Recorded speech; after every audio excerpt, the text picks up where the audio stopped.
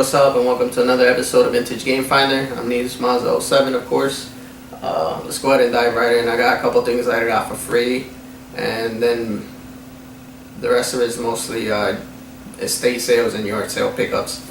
So let's go ahead and get started. I got some strategy guides, first up. Try not to pick those things up, but like I mentioned in another video with the vintage toys or whatever, they're always in my path, and they're getting really harder to pass up.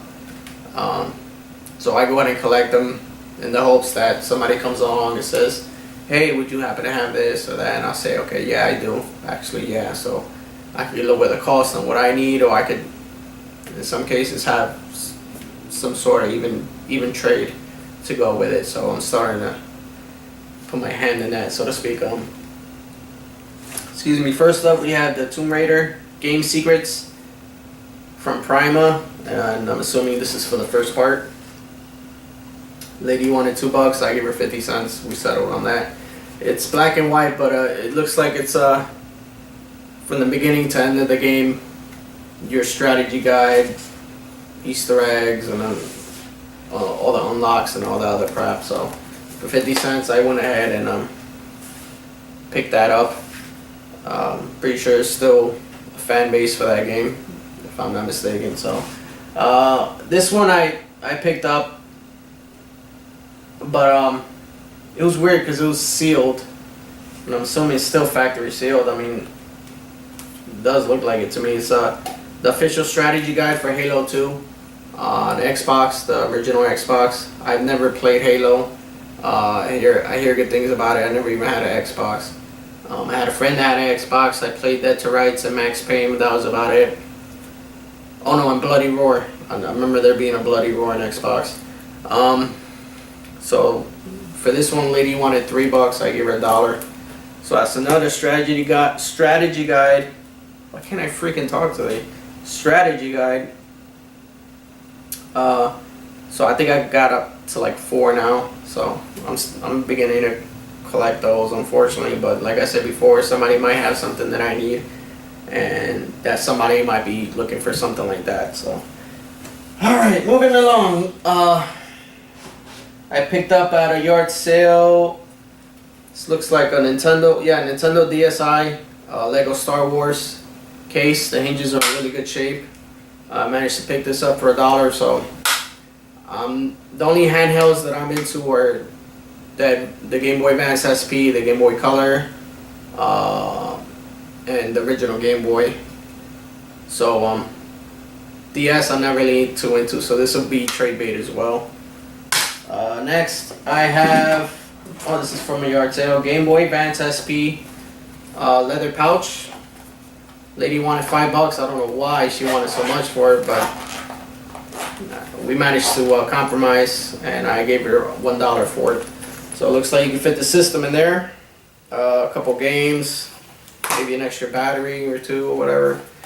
But it's a cute little accessory to have around, especially if you're still collecting for the SP, which, like I said, I like the SP. So eventually when I find my SpongeBob SquarePants SP that's somewhere in my house, I haven't found it yet, it'll be going in here.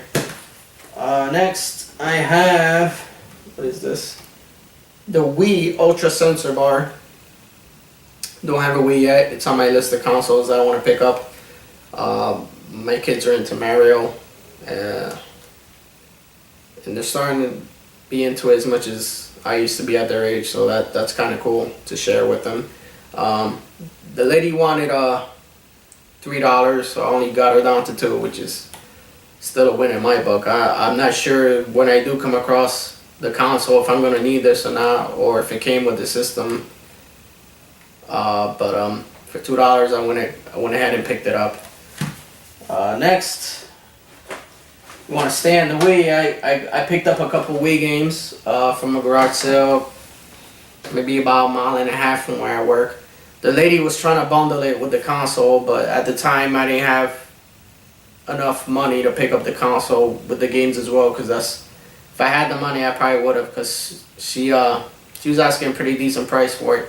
So I saw a couple games that caught my eye and asked her if she could just sell me those couple of games, and she managed to sell them to me for about $7 a piece. A little bit more than what I will pay usually for a Wii game, but I went ahead and picked them up because when I do get the console, these are gonna like stay with me. So the first one is Mario Party 8. That is complete with the manual. Picked that up for $7.50, I believe, $7 or $7.50. Next one is Super Mario Brothers Wii. This one I wish it had the manual, but then just has the game and the case and the cover art. But Super Mario Brothers Wii, must have for the Nintendo Wii, so I went ahead and picked that up too for the same price, $7.50. Got a PlayStation 2 game, same place I got that DS case, and that's Madden 06. I know, anytime you get a Madden game, it's not really a win in anybody's book, except maybe Madden or EA, but I still pick these up because, you know, you can go ahead and use these for something. And what I use them for is a coaster. The manuals, if you have a bird cage, you can put them in the bird cage. The birds could shit on them, I guess. But for me, what I spent $1 and what the $1 was invested for is for the case, because I'm starting to run low on PS2 cases for the games that deserve the cases. So I picked this case up for $1. Next, this one was, I was kind of happy to pick it up because it had the original packaging, even though the guy tore it up, but it had the original packaging. The registration card is in there, and the little instruction booklet is there as well. That's the PlayStation multi-tap for the PlayStation 1. Like I said, the guy was a little savage when he was opening it, but who wouldn't be, because these things are not enjoyable to open. So he wanted $5 for it. We settled on $3, and the original price that he bought it for is still up there, $30. When I think about a multi-tap, I think about games like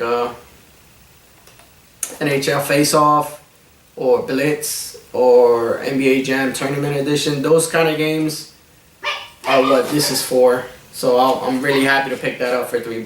That one's staying with me.